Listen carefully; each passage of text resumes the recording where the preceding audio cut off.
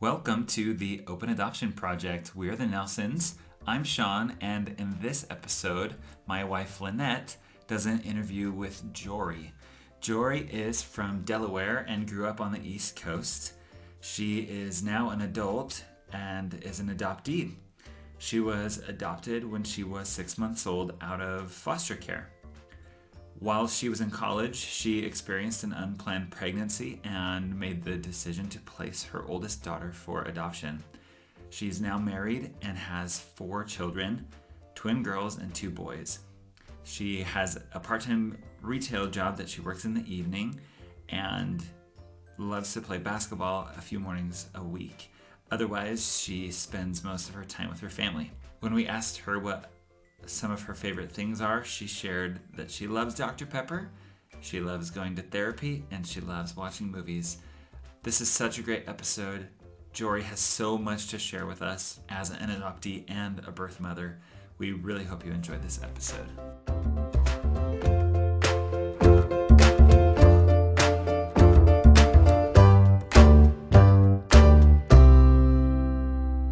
All right, so we're here on the podcast with Jori. Thank you so much for joining us today. You're so welcome. Thank you for having me. Thank you. So we're going to start off by having you tell us your adoption story. All right. So I'm going to probably give the Cliff Notes version because it can get really long. So I am an adult adoptee, but I was adopted when I was 6 months old. But before that, I was actually born at 26 weeks gestation, and because my birth mother was really sick. When she was pregnant with me, she went into labor early, and I was 1 pound 3 ounces. So I was really, really little, and taken right away into the NICU. And I have um, one newborn picture of me where the nurse is holding me in her hands, and I am just so little. I feel like I look so sickly looking, and just I'm so little in this woman's hands. Um, so that's a pretty special picture that I have. So I was in the NICU for a few months. Miraculously, I wasn't on the ventilator for very long. And then I was placed into a group foster home for a little while. And then I was adopted by my family at 6 months old. And I am the youngest of 4 children. My parents had my older brother, sister, brother back to back to back. And then my mom got her tubes tied. And then 10 years later, they decided that they wanted another baby.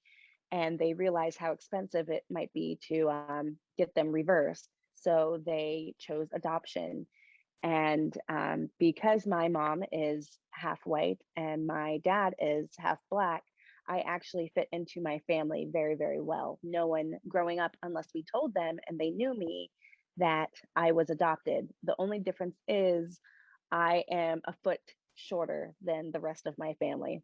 Everyone else is like 6 foot tall. It's ridiculous. So when we took family pictures, we normally had to sit down because I was so short. And then when I was little growing up, I loved sports. And because my mom was nervous how little I wasn't allowed to start sports until I was a little bit older because she was afraid I would get hurt. And so fast forward, I was born in the 80s. I'm 34. So the 80s, there was no such thing as open adoption. And so I grew up in a closed adoption. Everything that my parents knew about my biological family, they told me. But I always knew I was adopted. And it was always just a part of my story. And I was just always told that my birth mom was young and she just was getting ready to go to nursing school right out of high school and just was unable to parent. And that her and my grandmother, that they chose adoption, and she wasn't married to my birth father. Um, so they chose the adoption route. And for a long time, I I never had any issues with adoption. I had a great childhood. Um, there's lots of pictures because I don't have a great memory. There's lots of pictures of me growing up and being with my family. And so I had a really positive adoption story. And it wasn't until, getting into my tween teen years that I feel like the questions um, that most adoptees have kind of came about, well, why did she give me up? Why didn't she want me? And, um, having feelings of being out of place and having a close adoption, I had no one to really talk to about those things. And then I graduated high school and I went to college nearby my hometown. And I was playing soccer for a Division I school and just living the college life. And I ended up um, having an unplanned pregnancy. And it absolutely rocked my world. To me, I couldn't believe I allowed that to happen. It was such a faith building time for me and a soul searching time for me because me and her birth father, we did not plan on getting married or anything like that. And um, interesting enough, um, her adoptive family was across the country and they decided that they wanted to add to their family just around the same time that I found out I was pregnant. And they were family friends of mine, her adoptive parents. Her dad was from my home state and he used to change my diaper as a baby. And our parents were just the best of friends. And it couldn't seem like the more ideal situation for both of us. And I knew I wanted an open adoption, but the choice, um, it didn't come to me so easily. I had such a great adoption experience, but I wasn't sure how this baby would feel about it growing up. Um, but I knew I wanted an open adoption, and they were totally on board with that. Her family was, and I was very grateful for that. Um, and so then, fast forward, they got to be there in the delivery room with me when I had her, and I had them um, cut her cord, and it was just a very special time because I don't think before that I really understood or realized, because that wasn't my world, but just how many people who want to start a family are unable to do that very easily. And um, with them being across the country, we wrote emails back and forth. I gained a very special relationship with her mom during that time. And it was just a very special time in the hospital with them. And I was grateful to have that experience and to be able to share that with them because that's something that they have never been able to experience.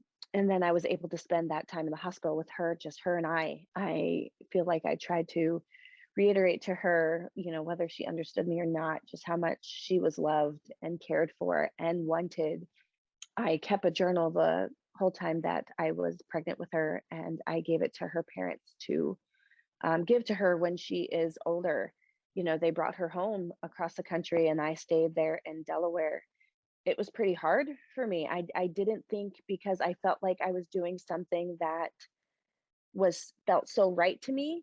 I didn't understand why I felt so broken and so lonely. And so I did what I thought was best again, and I pushed through it. I went back to college and was taking classes and was busying myself and trying to keep myself busy.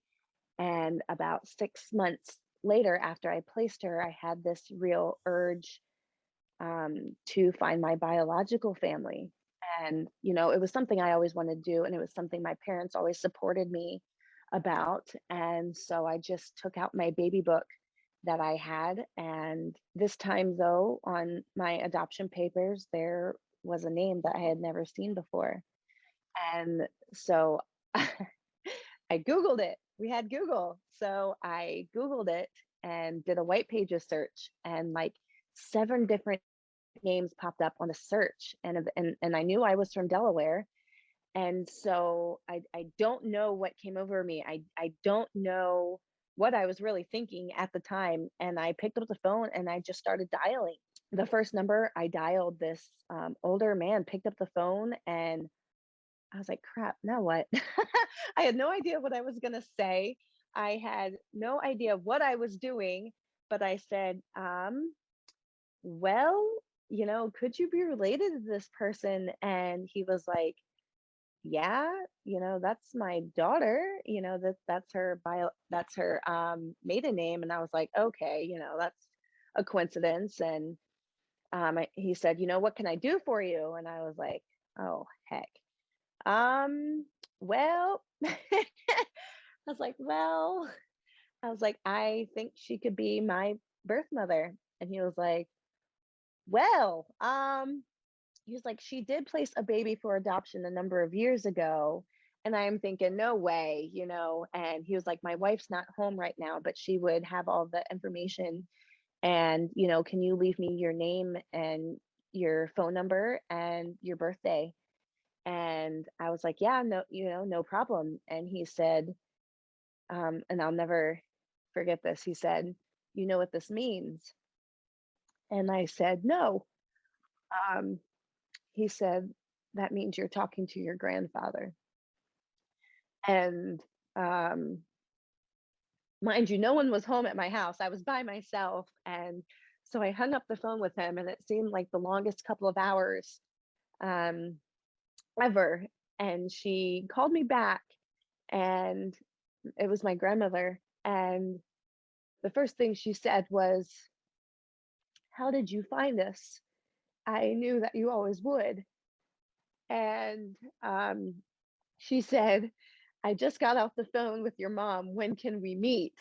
And I was just like floored, because as an adoptee, um, I knew that this story could go either way. I knew that I was taking a chance, and she could have very well moved on. And, I was a part of her former life, and her healing might look like that I wouldn't be a part of that.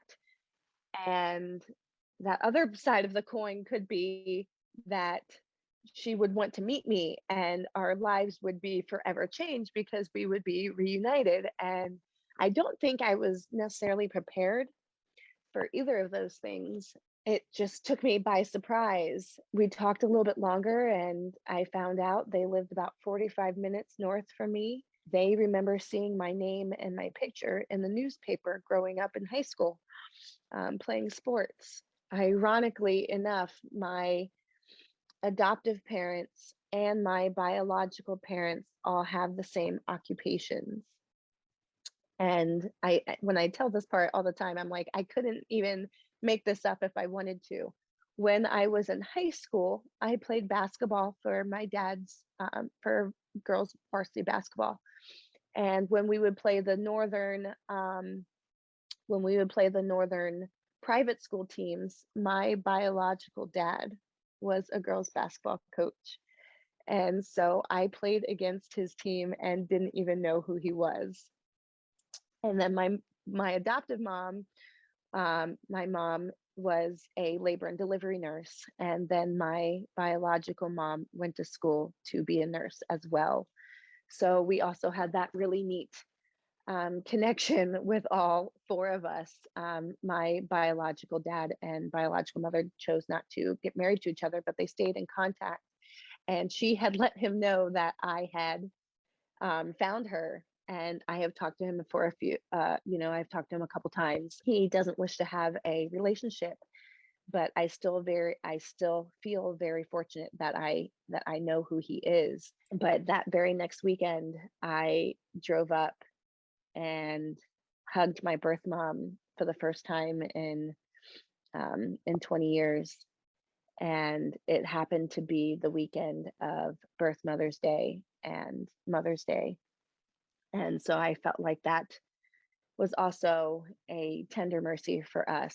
And I was able to take up my photo album that my parents had made me since I was a baby and to share with them my life and through pictures. And then a couple weeks later, they were able to come down, meet my family, and just to have both of those pieces of my life come together like that was really, really special.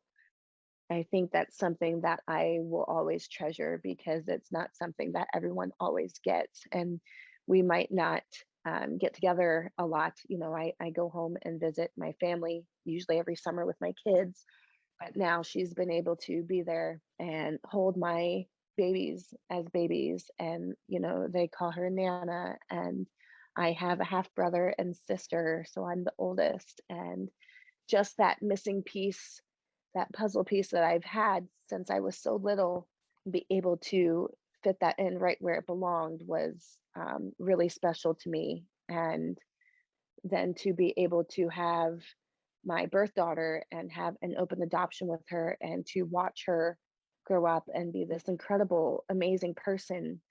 Now that next month she'll be a teenager, and it's kind of so surreal to be able to be in their home with them and, you know, listen to the things that she likes and doesn't like and her favorite foods. It's special because it's something I never had. And I know that, whenever she has questions about me or her story, that she is able to ask me. I just think my story is very unique where I have those two different perspectives with closed adoption and open adoption, and as an adoptee, and also that other side of the triangle as a birth mom. Wow. Yeah, that is an incredible story. Thank you so much for sharing. So yeah, I'm not sure if that was a nutshell or not, but That was great. It's perfect. Oh my goodness. I don't know if you saw, I was just like crying over here. It I was know I was like amazing. trying to keep it together. Yeah, it was beautiful. Wow. Okay. Whew. I know. So, no, that's amazing. That's an amazing story. So, when did you first realize that you were adopted as a kid? Like I said, I always knew it was a part of my story. My parents made sure that was something I always knew, and I'm very grateful for that. Even though I look like my siblings, and I fit in very well um, physically with my family. They made sure that was something I always knew. So ever since I can remember, really. Awesome. And do you think that looking similar to your adoptive family, being the same race, affected your experience and your feelings toward adoption as you were growing up? Personally, I probably had an easier time because I did look like them. Like I said, no one really ever questioned um, that I was adopted unless we told them. Growing up in school, you would first couple days of school, you'd tell something about yourself that people didn't know or that was unique to you. And I always said that I was adopted, and um, so that was always my special piece. But um, my feelings about adoption, because of my family and because of my surroundings, was always positive. So, what advice would you give to other adoptees who are searching for their birth families? I think my story is unique because um, I really feel, for me, mine was the timing and, divine intervention when I found them. But there was other times in my life where I wanted to look and it just wasn't the right time. But I feel like, to those searching, try to stay open, try to stay open-minded, because like I said, that story can go either way. As a birth mom, I can only speak for myself, but knowing other birth moms, people heal in many, many different ways. And sometimes that means not wanting contact, but that never, ever means that you are forgotten or you are not loved in any aspect, whether or not they want to rekindle a relationship with you or not. So I would just suggest, staying open, researching. I know it's hard sometimes to open those birth certificates, having those available to adoptees. That's still a struggle for many, having those birth certificates open through the state, being allowed to have that. I personally feel that that's something that everyone should be able to have, is their original birth certificate with those names on them. So just being able to keep an open mind, keep an open heart on what possibly could be, because you're having other people's lives into your story. So I think that would be my advice. That's awesome. Thank you. I thought it was really interesting. So while you were telling your story, when you just started calling all the phone numbers after your Google search, that was something that was out of character for you, I take it, like not something you would normally do. Not at all. So interesting. I Not love at how it all. turned out. But yeah, that and was and it was amazing. actually the very first number that I called. I ended up calling my grandparents' house, and my grandma said, well, if you had called the second number on that list, she's like, I think it's my cousin, but I don't think she would have had all that information, so it would have been a dead end. Yeah. And come to find out, my grandfather doesn't normally pick up phone numbers that he doesn't know. And he picked up mine that day. Oh my goodness. I love that. So it was out of character for you, it was out of character for him. It all just worked out perfectly that day. Yeah, Oh, I love it. absolutely. So, what were your initial thoughts and feelings when you were pregnant and thinking about adoption for your baby?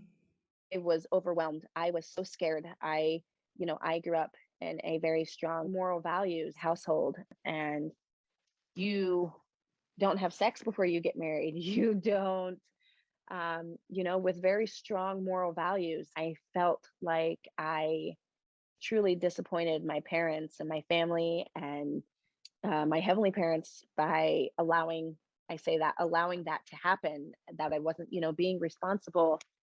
And I was just very scared. Were my very initial thoughts, holding that pregnancy test at my sister-in-law's house, and it was digital, and just remembering and feeling like this can't be real. And remembering going and telling her birth father, and just remember, and then telling my parents. It was just, I was very scared.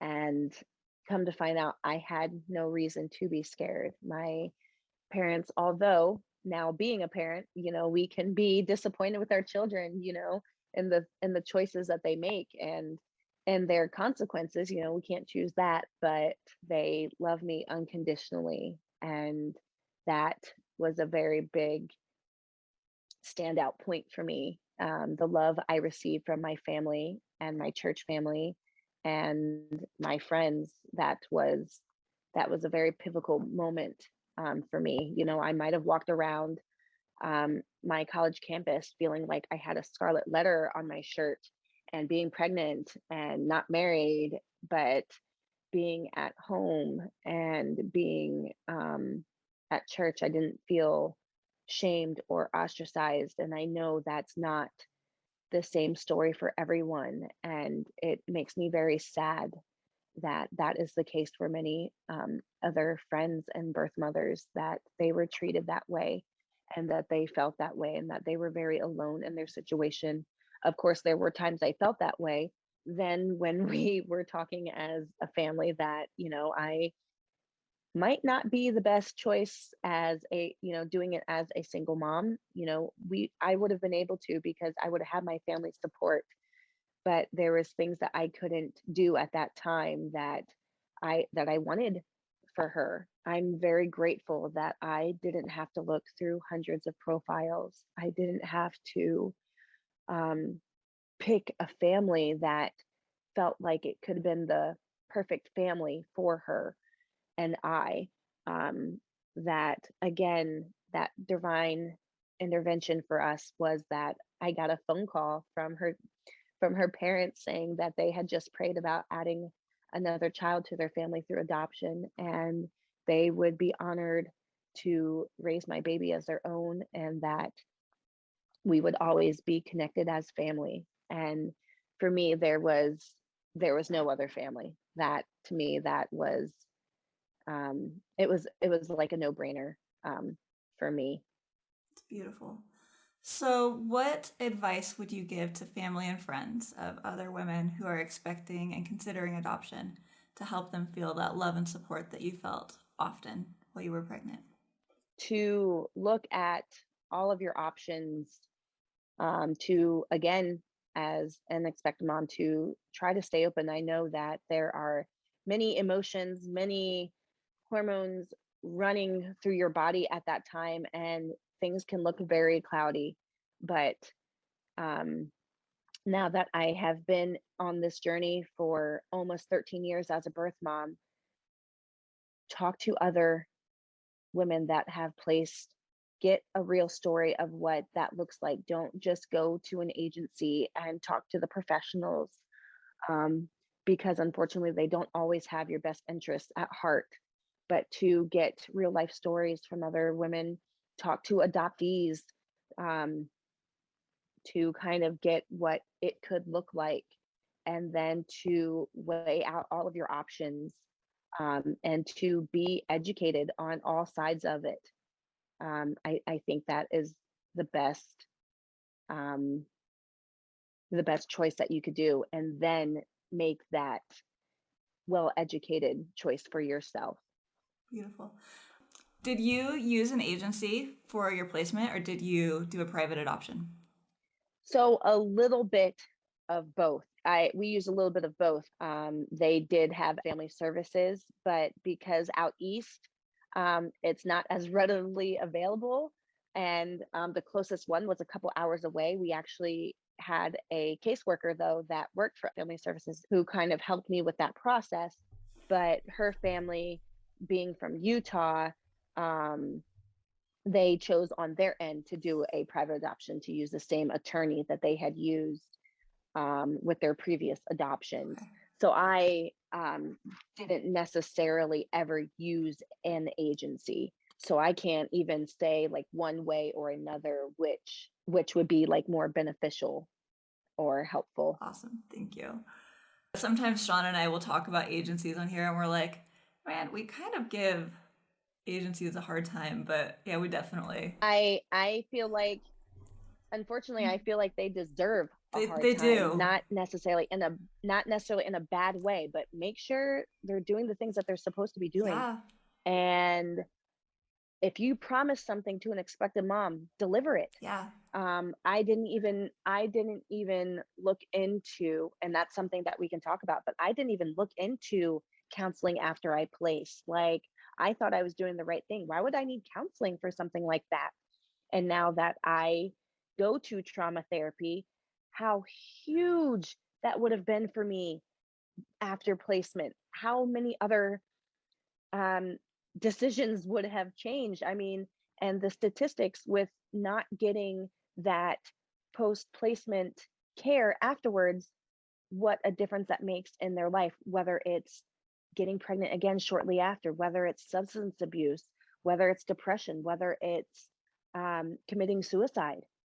So it's all so important that no one really had an idea about yet. When you talk to other birth moms, they're like, wow, that would have been really helpful. And that's why I'm so grateful for my friend Ashley, who's a birth mom, that has created um, curriculums for agencies to be able to provide those post placement care and support groups for birth mothers after they place, because it's needed. And we know that. Yes. So it's crazy to me that, some agencies provide classes and support groups for the adoptive parents, but what about the birth mom? Yeah. You know, and what about the adoptee? Yeah, that's a So big deal. Do you have any advice for the adoption community for how we can bring about those changes and make things better? because working so closely with my friend who does have that foundation, I feel like there couldn't be anything more important than care for everyone involved. Adoption is not a cure for infertility. It's not a cure all for being childless. It's so many things wrapped up into this package. And I, unfortunately, I didn't know this then, but being almost 13 years in, my you know better than you do better. And so my language, my thought process, everything has kind of shifted to, yes, I had a great adoption experience, and so far my daughter's is really great, but everyone doesn't have that. And what is key is that education, is that support system, is therapy, because adoption is trauma. Mhm. And I think back, especially when I was adopted, that wasn't a term they used, but it still existed, but no one knew. I was placed with my family when I was 6 months old, but when I was placed with them, I wasn't smiling.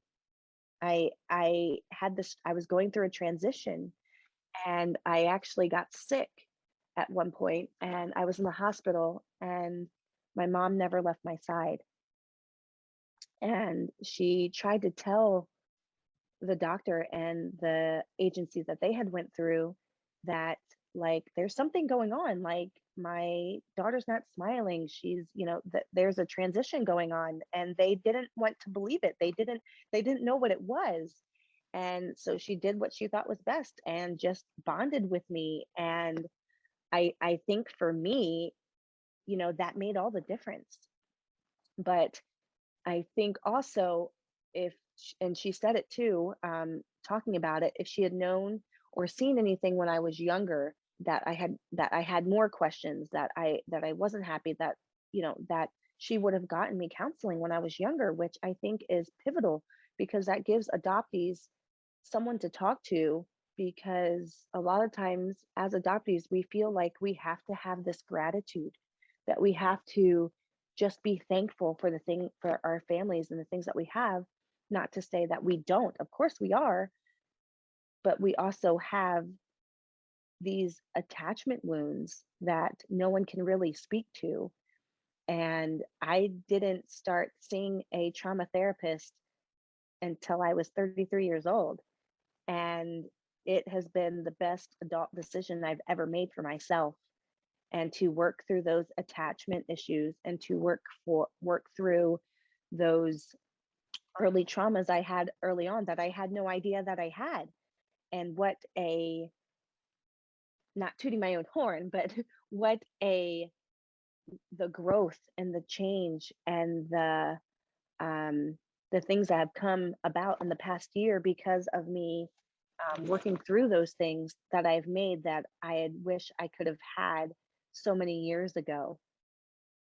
Because again, you don't know what you don't know, but now I do. And I've talked a couple times to my daughter's mom about her possibly going, and she can see the benefits in it. And I just wish so many other people, it's not a bad thing, it's okay for them to talk about feelings, that they have, and they're healthy. So I really, as an adoption community, I can't stress enough learning how important mental health is on all sides of the triad, and how much better we could be as a community if we allowed those voices to be heard. Because a lot of times during, November National Adoption Month, during Mother's Day month, that adoptee and birth mother voices kind of get drowned out, when those are the voices that really mean so much. Absolutely. I 100% agree. That was very well said. Thank you. So this one's kind of going back to where we were a few minutes ago, but how do you think that your thoughts and feelings about adoption, as you were looking at placing your baby for adoption, how do you think those were affected by your experiences as an adoptee? At the time, I don't think I even really realized the choice I was making at 20 years old. Mind you, our brains aren't even formed as an adult brain, but until like 25. We're making these grown-up adult decisions, and our brains aren't even formed yet. Now looking back and knowing what I know my decision to place was largely impacted by my own adoption story, and the positive story that I had growing up with that. But it was also very largely impacted by my religion, and what we believe about families, and what we believe about parents and having two parents. I know some really great, awesome single moms out there, And, like I said, I could have done it. I could have done it with my family's help, not saying that she's better off or she's in a better place. It's just different. She has a different life than what I could have gave her. But I feel like now, knowing all those things, my experiences as an adoptee did shape me placing her for adoption. Not necessarily a no-brainer, but I didn't realize just how hard it would actually be until I did it.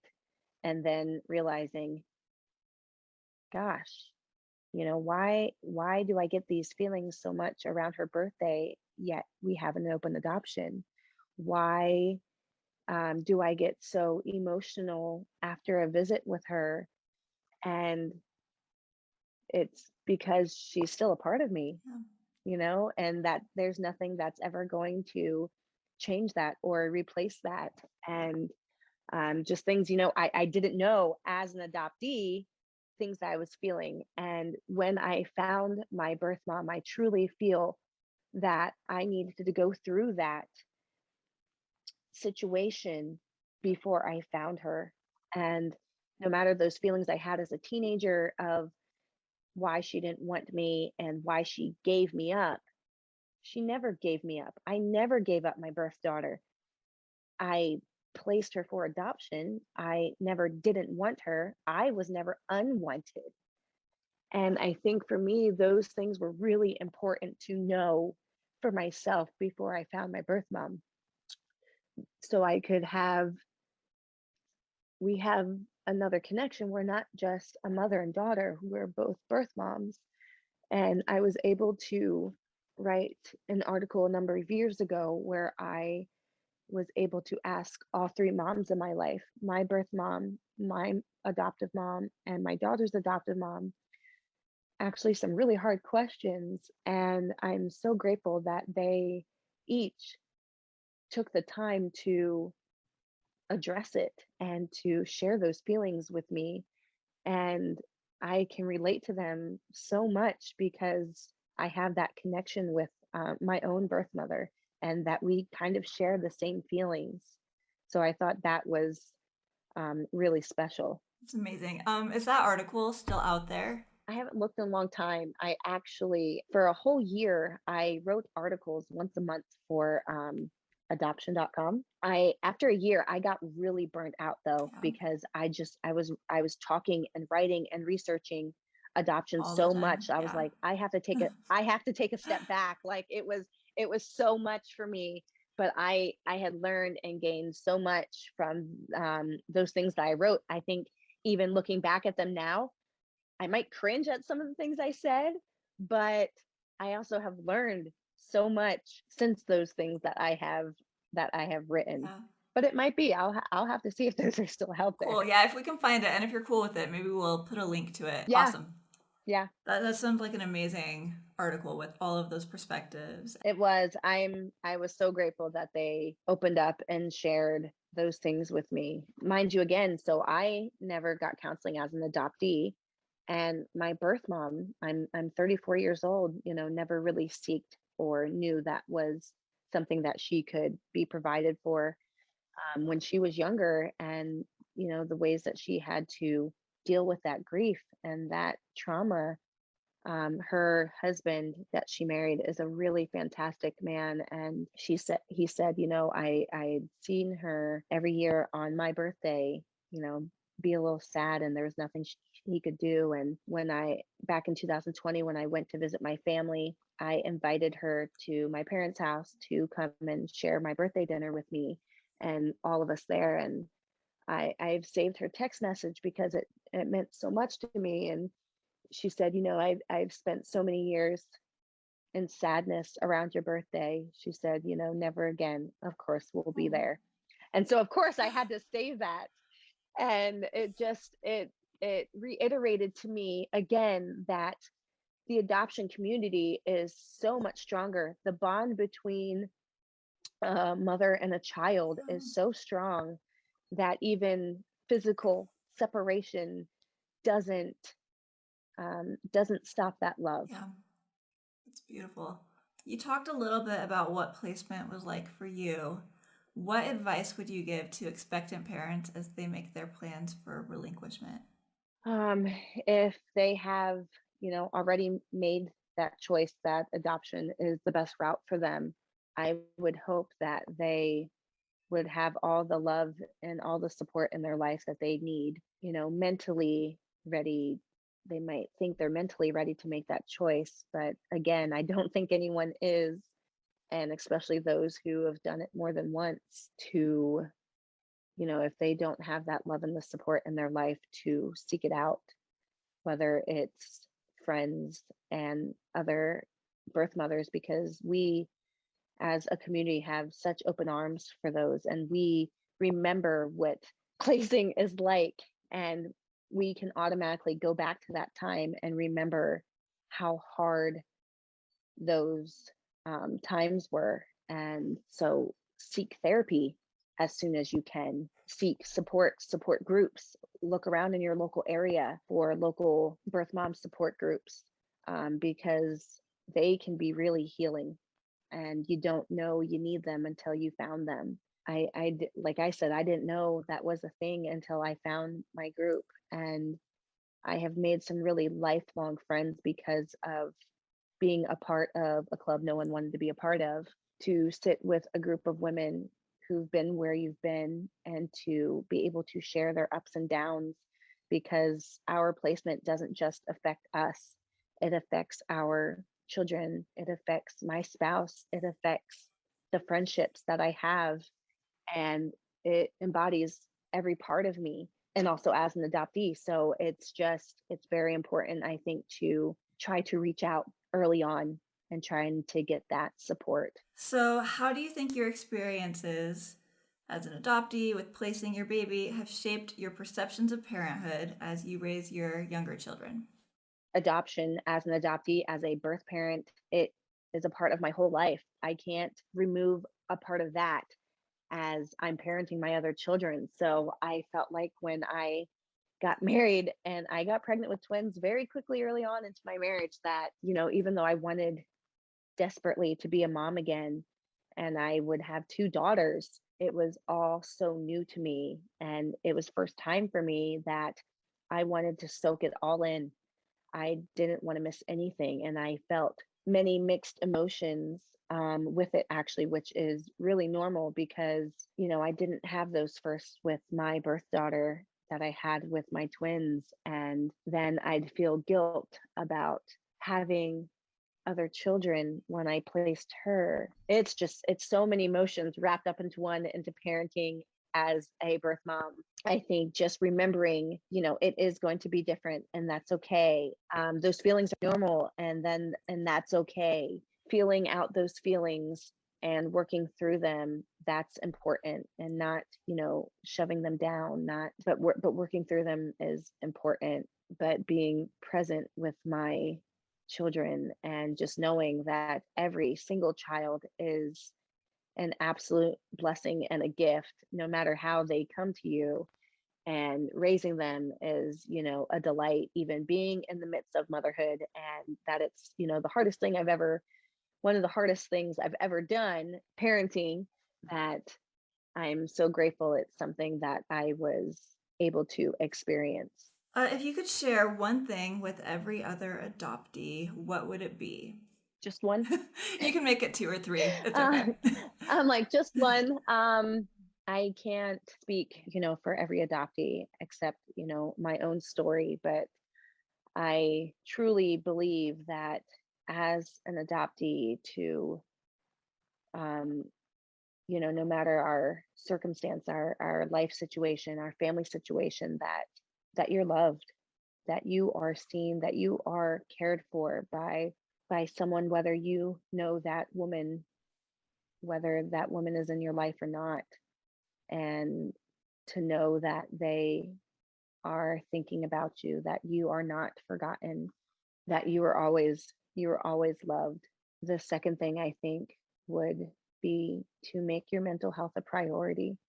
There's so many things that being an adoptee, there's no instruction manual, there's no book, And so there's no right way to grow up as an adoptee, and those feelings that you have growing up as a child, as a teenager, as an adult are real, and it's emotional and it's hard and it can be traumatic. But to be able to put your mental health first and to be able to talk with a neutral party about the things you're feeling and that they're completely and 100% normal is very, very, very important. I really feel like, and maybe this is just me, but it feels like the adoption community is talking a lot more about the harm that can come from pushing that narrative of adoptees need to be grateful, right? Like, be grateful for your placement and that you were adopted. Do you have any thoughts on how we can continue to move away from that narrative and help adoptees feel empowered to feel whatever they feel and share what they feel? As an adoption community, yes, we are grateful for our families. I feel like that's a given. And on the other side of that, we also are allowed to feel grief and sadness and to work through those emotions while being grateful. I think for me, I it only, a realization while working through therapy. It's okay to have both of those feelings. And as a teenager or a 8, 9, 10, 11-year old, being able to talk to someone about those feelings at that age is really important, and they can really help out a lot.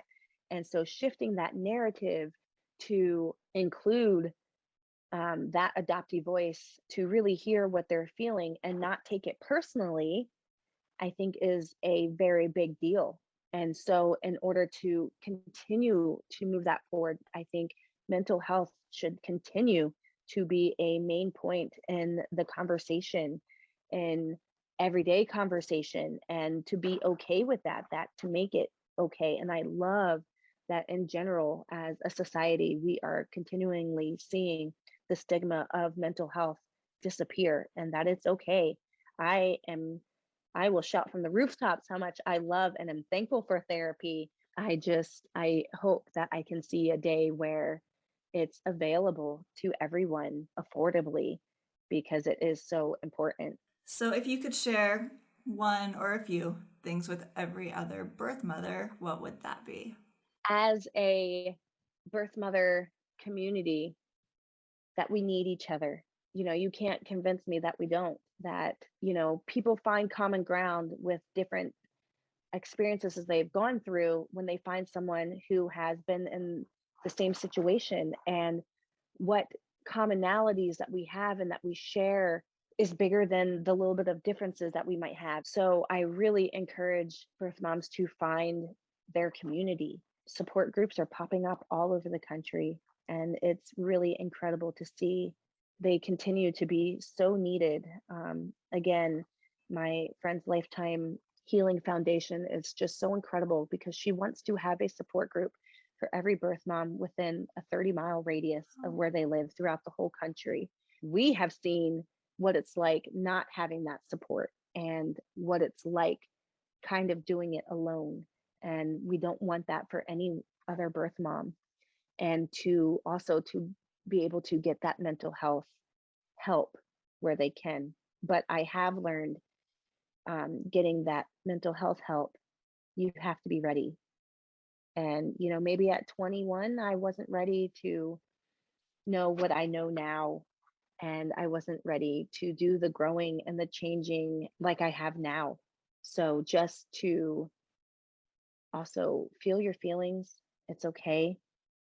The grief process is real. There's no timetable. At times I think I'm okay, and then other times it'll hit me out of nowhere.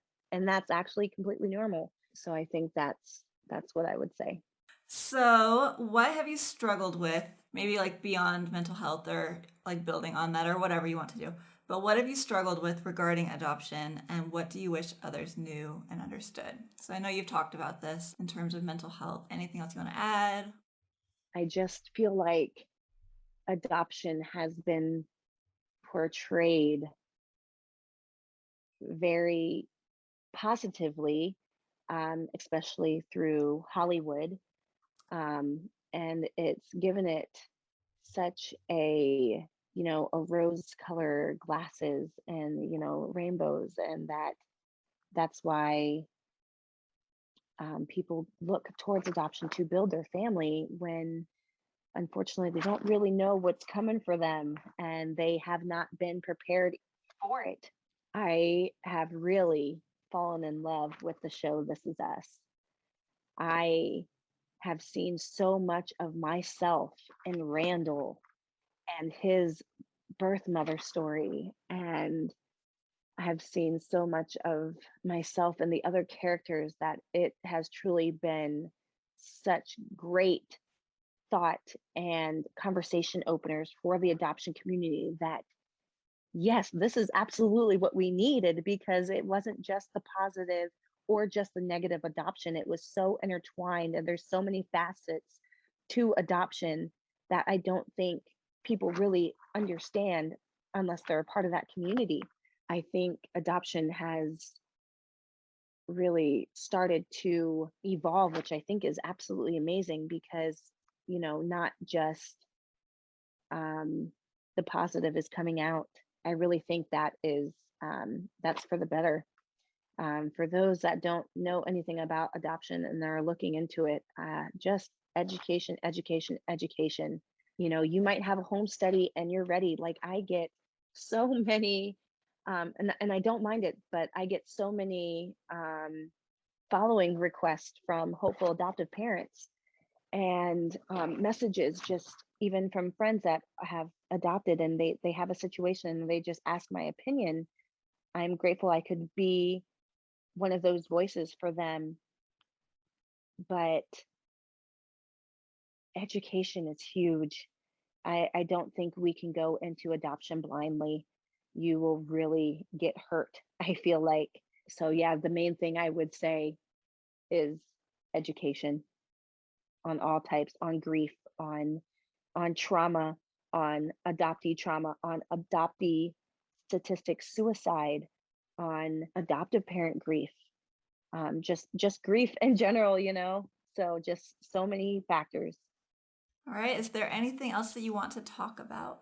I feel that I have grown so much through my adoption story, and I love what adoption has done in my life. The growing pains, the growth, the mental growth, the people that it's brought into my life because of adoption, my birth mother friends. It has been a challenge and a blessing in my life. And I am grateful for it because I have seen so many amazing things because of adoption. I'm just grateful for podcasts and for education and people willing to listen and to educate, like you guys, to communities and to people about adoption. Well, thank you so much. We really, really appreciate you taking time to share your story and to share your wisdom, all of your thoughts. I loved it. I loved all the thoughts about education and about trauma and therapy and love. And what a beautiful, beautiful thought. Thank you. Oh, that was so good. Thank you for having me.